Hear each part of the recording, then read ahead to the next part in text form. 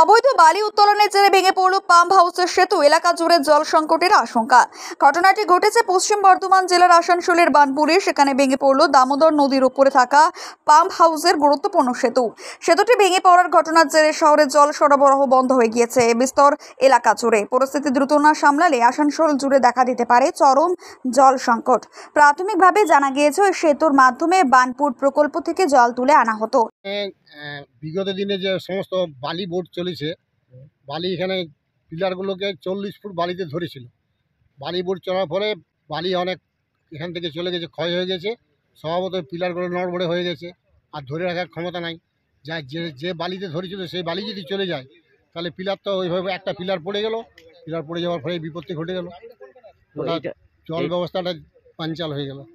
মানে এই যে দেখা যাচ্ছে যে এটা তো তাও কত বছরের পুরনো যে এরকম ভাবে হঠাৎ ভেঙে পড়লো।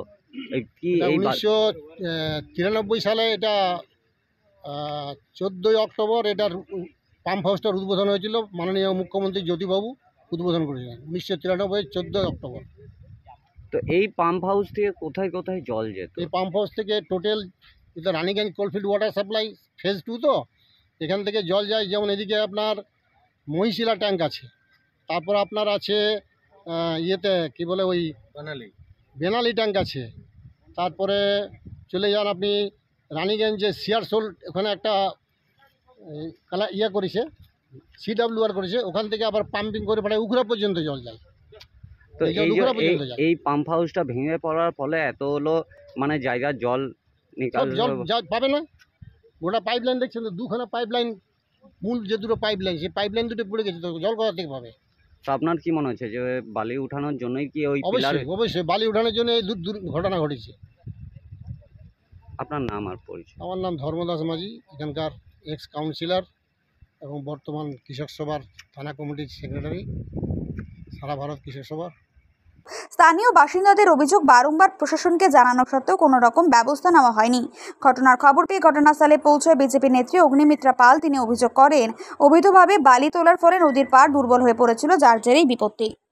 বিরাট বড় একটা বিপদ হাঁড়া কাটলো, কারোর মৃত্যু হয়নি, এটাই ভগবানের অনেক আশীর্বাদ।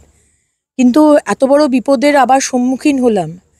এই যে পিএইচির যে পাইপ জলের সাপ্লাই 4টে ব্লকে জল দেয়, জামুরিয়া, রানীগঞ্জ, আসানসোল, আর আসানসোলের আরেকটা ব্লক, প্রায় 52টা গ্রামেই জল যায়। আজকে কারোর মৃত্যু হয়নি, ব্রিজটা ভেঙে গেছে, সামনের দিকের পাইপটা ভেসে গেছে, কিন্তু আগামী দিনে মানুষ জল পাবে কি করে? কতদিন জল পাবে না? কতদিনে এটা ঠিক হবে? এটা তো কমপ্লিটলি ম্যানমেড ডিজাস্টার। আজকে এই ব্রিজের কোনো রক্ষণাবেক্ষণ হয়, কোনো মেনটেনেন্স হয়? আমরা দেখেছিলাম কলকাতায় পোস্তা ব্রিজ ভেঙে পড়েছিল, নতুন ব্রিজ। আবার মাঝেরহাট ব্রিজও দেখেছিলাম যে মেনটেনেন্সের অফারে ভেঙে পড়েছিল, কোনো মেনটেনেন্স নেই। চুরি করে করে দামোদরকে শেষ করে দিয়েছে, বালি চুরি করে।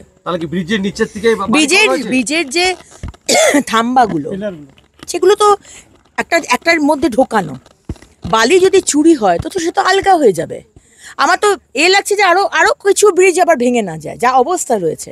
বারবার আমরা আন্দোলন করেছি ওইদিকে, বারবার বলেছি, বারবার প্রশাসন পুলিশকে জানানো হয়েছে। ওইদিকে যে ব্রিজটা আছে, রেলের ব্রিজ, ওপর দিয়ে যে ট্রেন যাচ্ছে, সেই ব্রিজটার তলায় আপনি দেখবেন যে থাম্বাগুলো এক্সপোজ হয়ে গেছে, মানে কাভার ছিল বালিগুলো চুরি করে, এখন থাম্বাগুলোর নিচটা পুরো এক্সপোজ হয়ে গেছে। সুতরাং বালি চুরির কথা, বালি চুরি করা যাবে না, এটা মমতা ব্যানার্জি মুখে বলেন, কিন্তু এই বালি চুরির টাকা 70-30 হিসেবে প্রত্যেকটা থানাতে যায়, প্রত্যেকটা তৃণমূলের নেতার কাছে যায় এবং কালীঘাটেও যায়।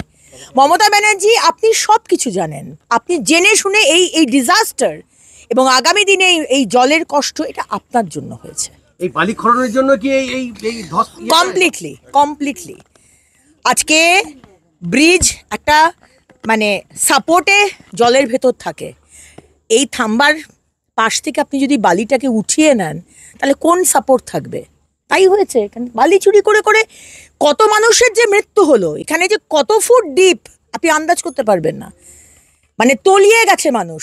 এবং বারবার পুলিশ প্রশাসনকে বলার পরেও তাদের কোনো হ্যাতক্যাত নেই। এখানে তো সব কিছু টাকা পয়সা, শুধু চুরি আর টাকা পয়সা।